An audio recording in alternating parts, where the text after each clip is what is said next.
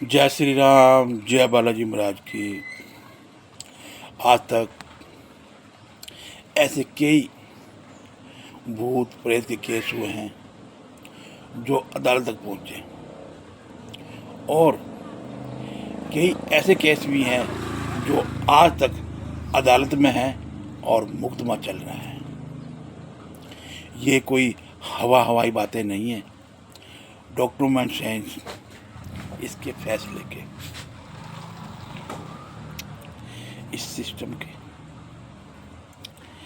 कानून की किताबों में लिखा हुआ है, ये सब कानून की किताबों में लिखा हुआ है। कैसे भूत प्रेत पर मुकदमा चला, या फिर भूत प्रेत की वजह से मुकदमे का फैसला हुआ। जादू टोना मायावी, ये सब चीज़ें कानून से अछूती नहीं है।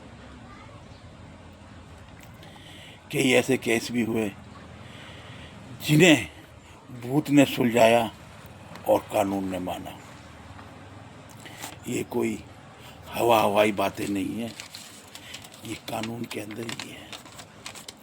और ये कई कोर्ट में ऐसा हुआ है, और कई कोर्टों ने ये फैसला माना भी है। लेकिन इस कहानी का दूसरा पहलू देखा जाए तो हमारे देश में पहले नहीं था, अब है, धीरे धीरे बदल रहा है।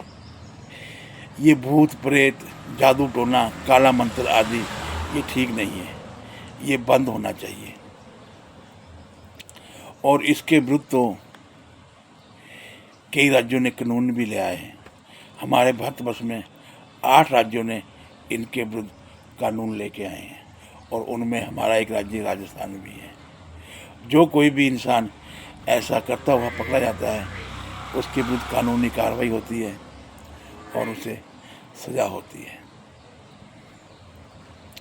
NCR national crime record bureau के अनुसार देश में हर साल लगभग 65 से 80 मौतें काला जादू टोने, जैसे किसी की बलि देना या मौत के घाट उतार देना, के द्वारा होती है। ऐसी ही एक मैं सच्ची कहानी आपको सुनाने जा रहा हूँ आज, और ये कहानी है कर्नाटक की। कर्नाटक में एक महिला होती है, वे चिंकापल्लापुरा की होती है। उनका कोई ज़मीनी केस चलता है, तो वे फैसला अपने हक में लाने के लिए जज साहब के ऊपर जादू टोना कर देती है।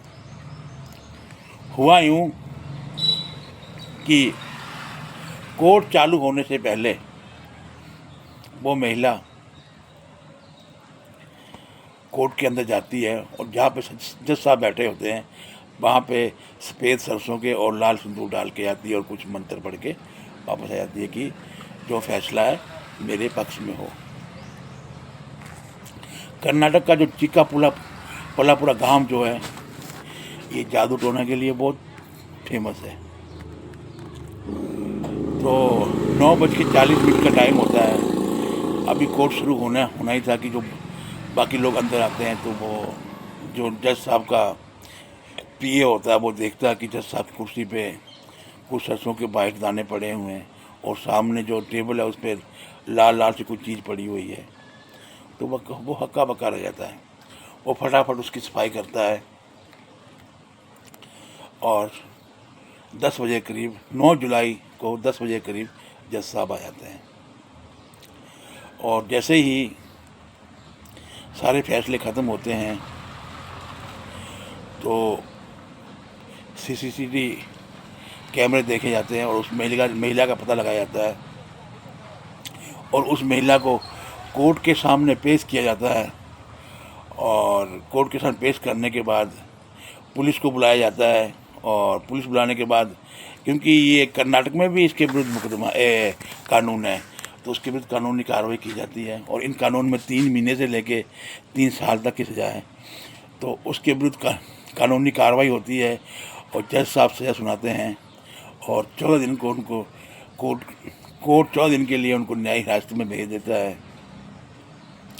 चलो ये महिला तो इतने दिन के बाद छूट के आ जाएगी, पर फिर भी ये कैसे फैसले हैं जो कानून को भी मानने पड़ रहे हैं।